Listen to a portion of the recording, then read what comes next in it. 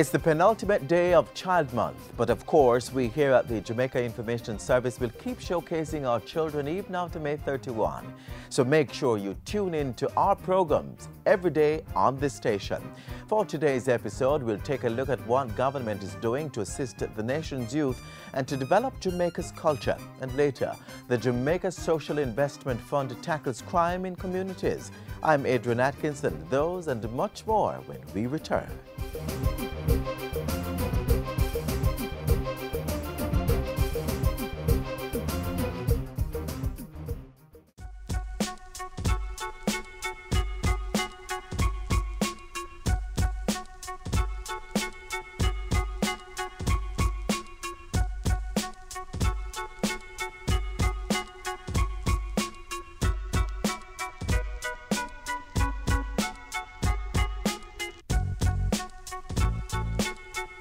Join the fight. Quit smoking for life.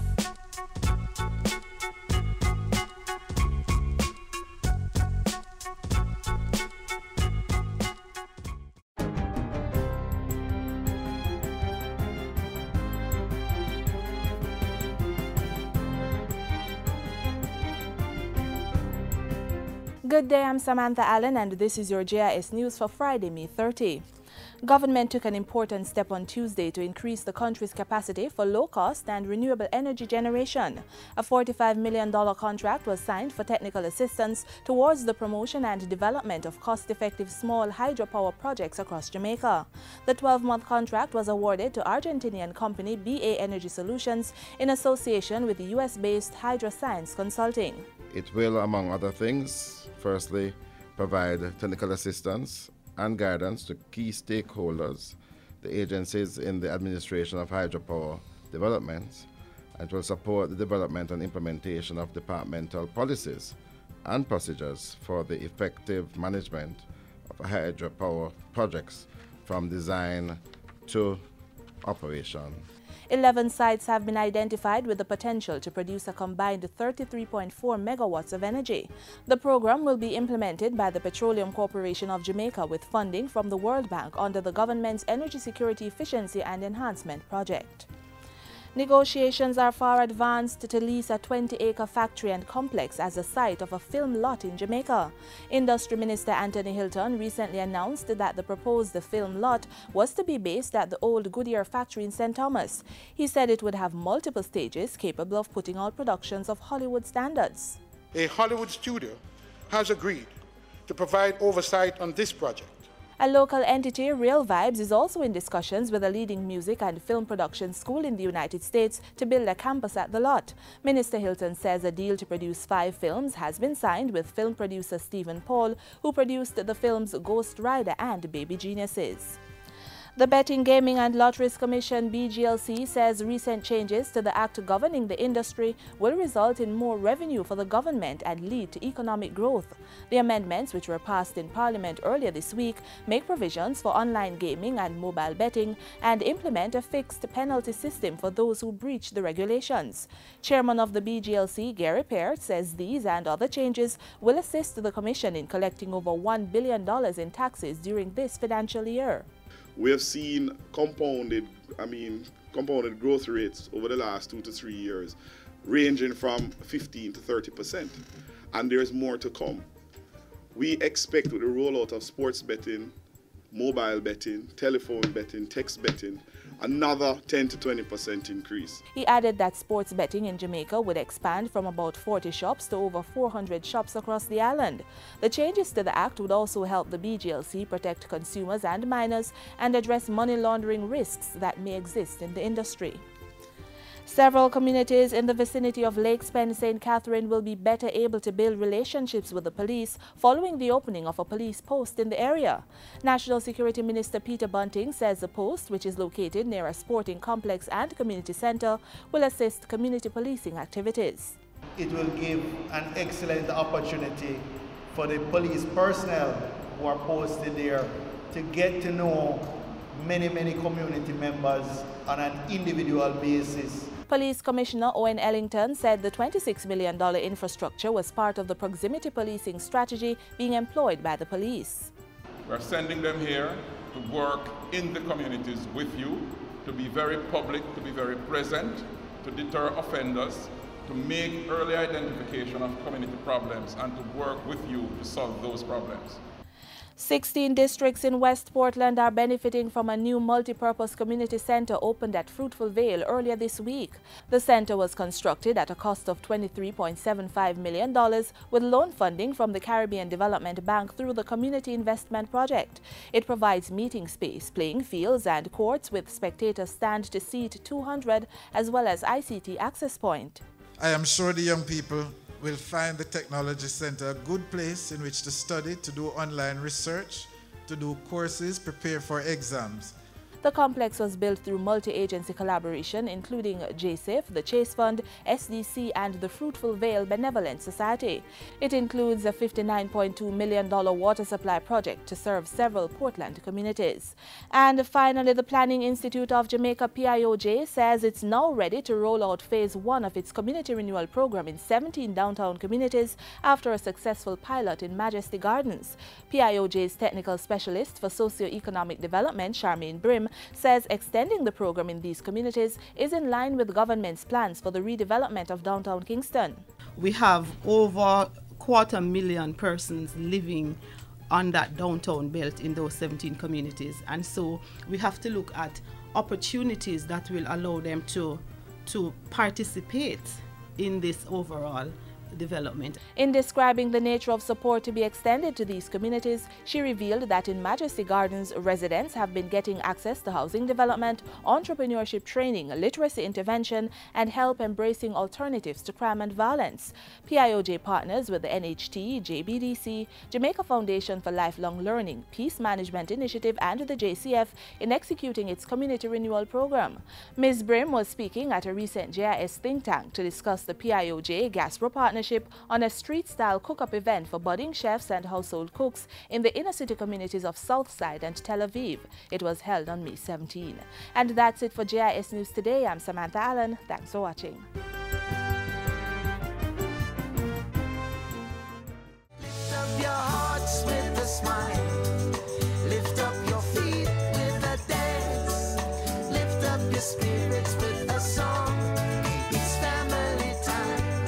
It's family time. It's family time.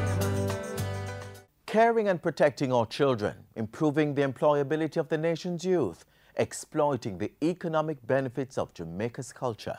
Three key issues that the Ministry of Youth and Culture is not leaving to chance. Strategic plans are being implemented to achieve the desired results. Here's more.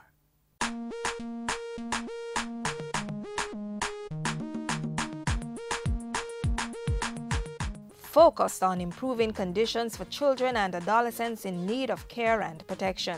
Strategic in seeking greater opportunities for youth empowerment.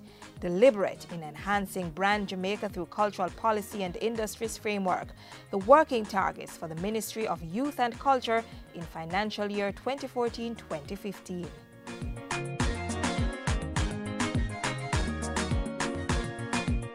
I can confidently say that the Ministry of Youth and Culture has been doing our part to work and certainly improve the lives of children in Jamaica. And the 2014-2015 fiscal year is no different, so the ministry has dedicated $1.7 billion to the year's task. Among the targets, reviewing the licensing regime for the 50 privately run residential childcare facilities on the island. The aim of this exercise is to ensure that all entities licensed to operate as children's homes and places of safety not only have the physical facilities, but are also fit and proper with staff and the requisite training and experience to offer the new standards of care that we will be insisting this year upon them.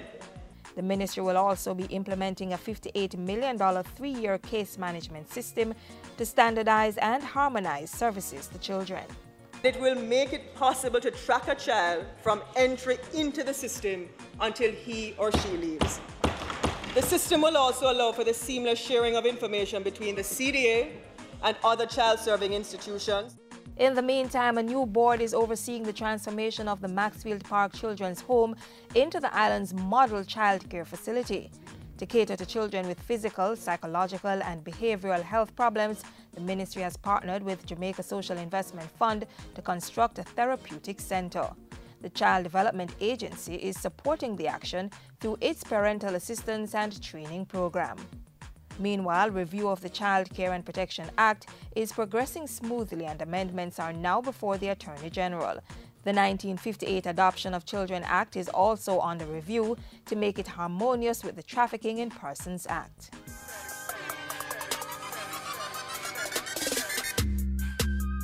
Empowering our young people by creating favorable conditions for them to develop their talents and actively participate in the labor market is essential for the economic and social development and for achieving our vision and our goals for Vision 2030.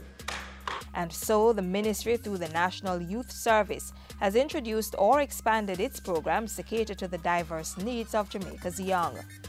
$124 million have been set aside for new programs. A combined $55 million will help 1,700 young people access entrepreneurship support through 2 different programs. 10% of the space in the Entrepreneurship 101 program has been reserved for youth with physical and developmental challenges. A special empowerment program for 100 youth with intellectual disabilities will also be rolled out, and another 4,000 young people will be impacted by a program dubbed Youth Roadmap to Succeed. This is to make sure that they receive the cutting-edge training that is now being used internationally to transition from school to work. And we're committing $40 million to this new project. A $20 million enrichment program for 500 at-risk youth is also planned. An $8 million partnership with the CPTC will deliver training and work experience in animation, graphic design, and videography to 40 youth. Another $8 million has been allotted to an events management and production program being facilitated by the JCDC. $176 million will be used to execute existing successful programs at the NYS, benefiting more than 5,000 young people. These include the graduate work experience, summer work, access to higher education, and financial assistance programs. Community-based development projects will also be targeted through the NYS's volunteer program at a cost of $16 million. We are doing this as we intend to impact over 11,500 young people this year to the tune of $322 million towards ensuring that we get them equipped, involved, and productive.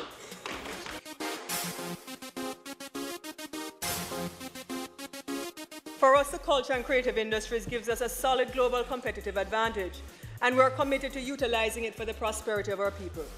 As such, the ministry will be exploring ways to maximize on the economic gains from talents through the certification, registration, and classification of cultural practitioners and organizations. This development ties in well with the recent establishment of a National Cultural and Creative Industries Commission aimed at positioning Jamaica to benefit from developments in the global market. With a budget of $14 million, an artist management division will be opened at the Jamaica Cultural Development Commission to identify markets for talents in the JCDC Festival of the Arts program. Independence 2014 has been billed as a spectacular event. Over the 6 days, several activities have been planned to include music, arts and food festivals, independence conversations and emancipation vigils. On the local level, community talent is expected to be showcased through the JCDC's Big Stage Talent Competition. Some 2,000 youth from rural and urban centers are being targeted. The Jamaica National Heritage Trust will be establishing heritage clubs in some 50 schools, while the Negril Lighthouse and the Halfway Tree Courthouse are among a list of 12 sites being designated as historical sites under the JNHT Act. The National Library Service will be making more of its catalog available online. To increase civic education, the ministry will be opening 2 new museums, the Natural History Museum and the National Museum West. And a comprehensive review of the operations and governance arrangements of the Institute of Jamaica will be carried out in the 2014-2015 financial year. The review is being funded by the Chase Fund. Having completed a status report on its operations, the National Reparations Commission will be working in tandem with the CARICOM Reparations Commission and the International Reparations Movement. Focused, strategic, and deliberate. We cannot and we will not leave it to chance.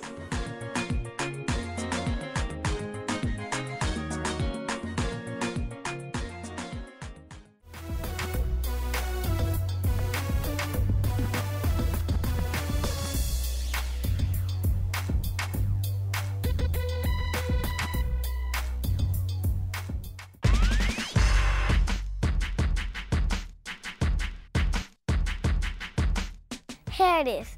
We are children, but that doesn't mean we are too young to help around the house. We can pack our books neatly where we're told to and keep the room neat and tidy. Even if we don't get it perfectly done, we can try spreading our beds. Plus, there's no harm washing the dishes. That way, we can play with soap, bubbles, and allow the place to float. And taking out the garbage will keep the house smelling fresh. Doing chores is a wonderful thing. Mommy and Daddy will be less tired and get more time to play with us. I'm Ashley Morgan. Let's all pitch in and start doing our chores. The care and protection of the nation's children also involve Jamaicans working together to ensure that the environment is safe. The Jamaica Social Investment Fund, JSIF, has been playing its part, going into communities and tackling issues that could lead to crime.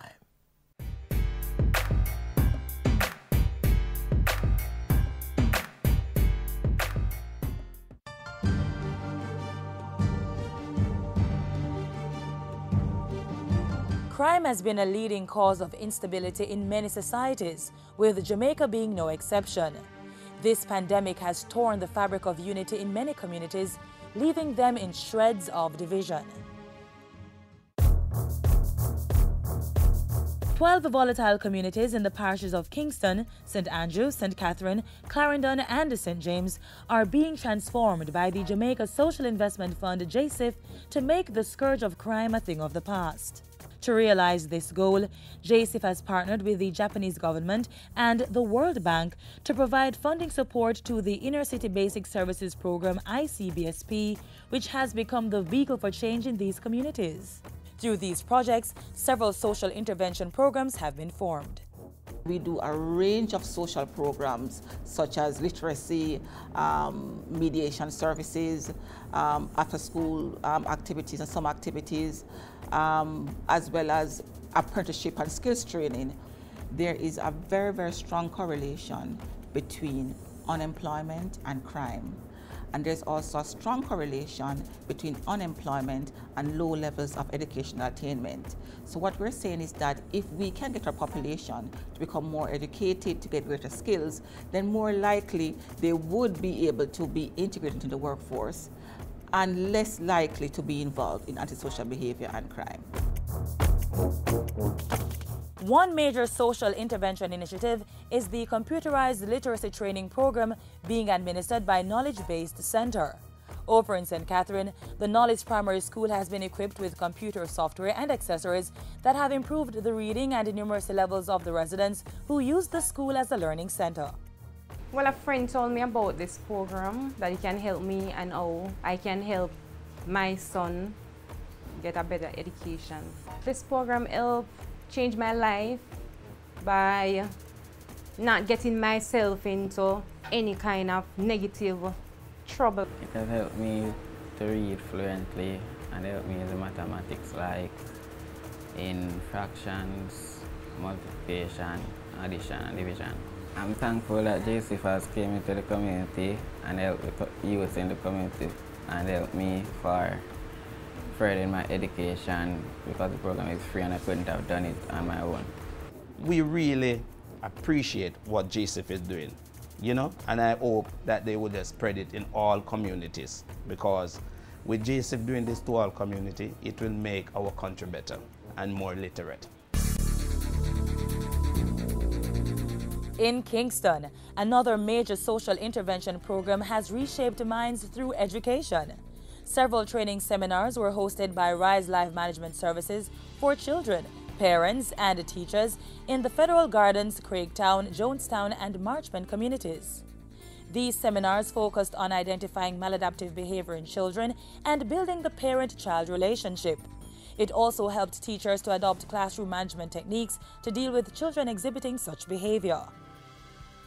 Laverne Thomas is just one of many parents whose outlook on proper parenting has significantly improved since receiving training.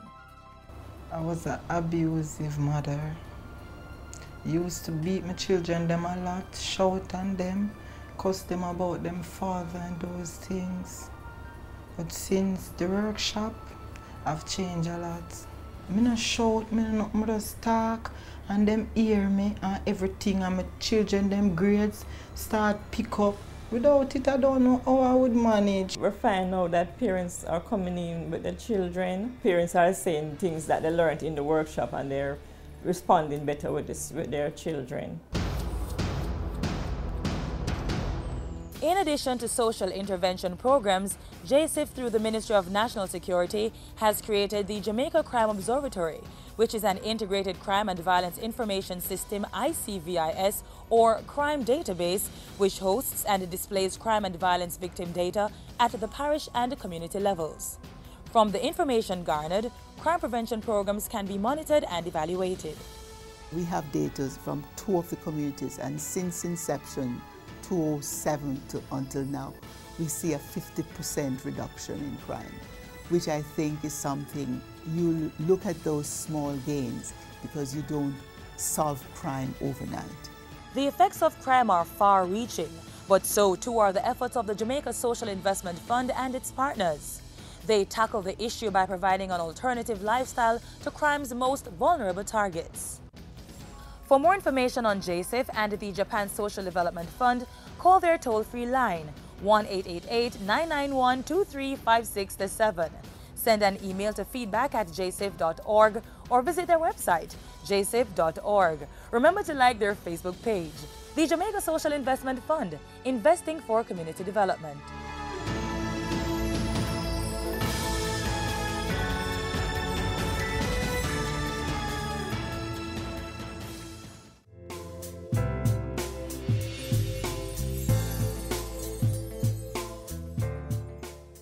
Children need to do more than just focus on academics, watch TV, read books and play with their friends.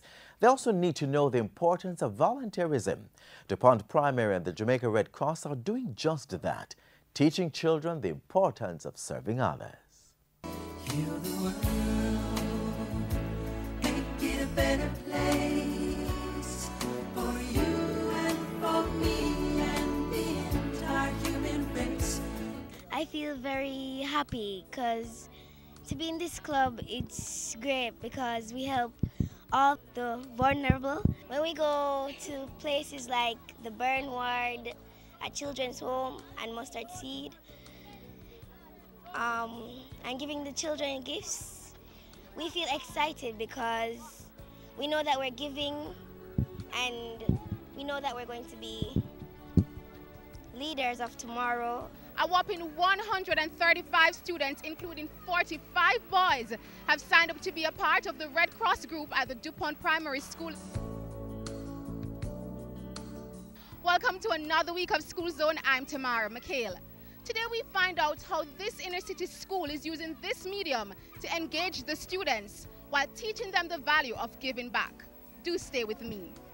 What a team, Red Cross and the team.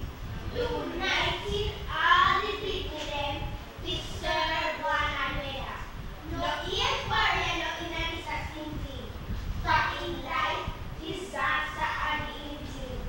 So come help the sick and the suffering, and lend a hand to the needy. When war starts, Red Cross is neutral. For love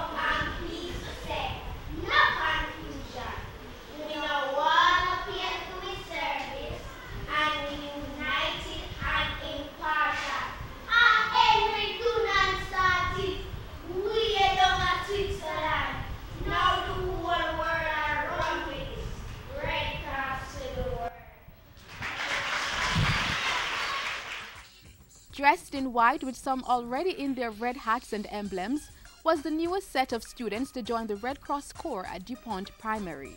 So large was the group that it's said to have made the history books within Red Cross in Jamaica.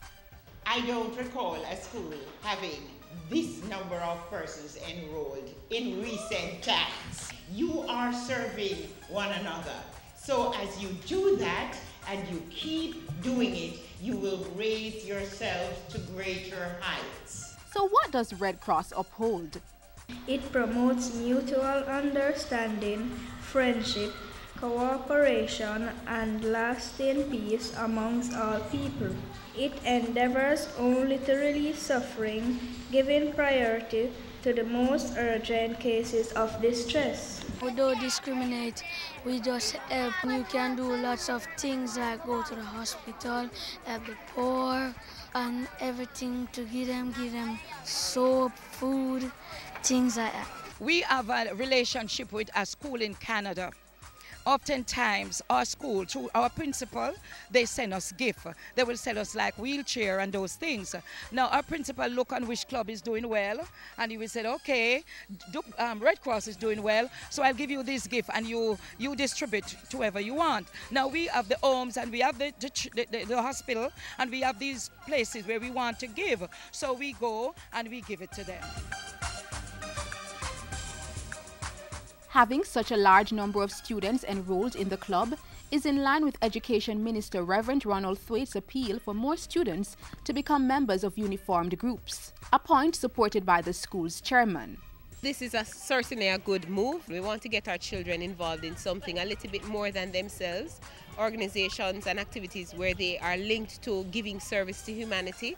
And this is an example of that. A fine example of how to keep students active, engaged, and disciplined.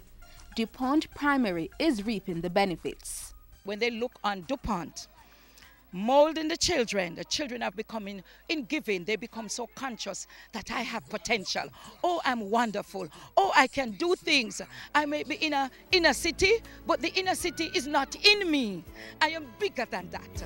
There's a place in your heart, and I know that it is love. And this place is much brighter than tomorrow. And if you really try, you'll find there's no need to cry. In this place, you feel there's no hurt or sorrow. There are ways to get there if you care enough for the living. Make a little space, make a better place. My child being a part of this program right now, I'm feeling totally elated because the Red Cross is a very good program to get your children involved in, because I myself was a member while I was going to high school. I feel real good. It can help to change them and let them be a better person. It's a good program because we get to help other children, help other parents. She can get to help other children by a donation from others, contribute, give to us so she can help other people. You know? DuPont Primary Red Cross, linking together a community through the chain of service and friendship. We are the Red Cross of DuPont Private School. Unite and we stand, divide and we fall. We have a vision to be great leaders of tomorrow as we serve one another. As we serve one another. As we serve one another. Indeed, it's quite uplifting to see all these students giving back through the medium of Red Cross. Hopefully you too can get involved in a service group in your school or community. Till next time, I'm Tamara McHale for School Zones. Heal the world, make it a better place for you and for me and the entire human race.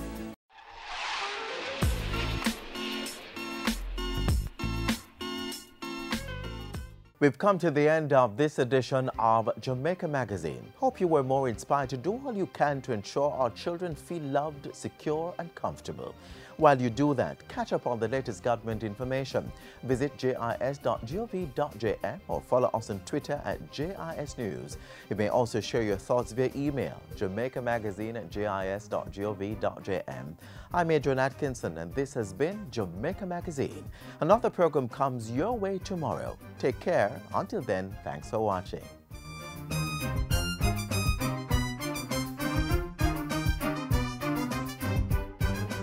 This has been a production of the Jamaica Information Service, the voice of Jamaica.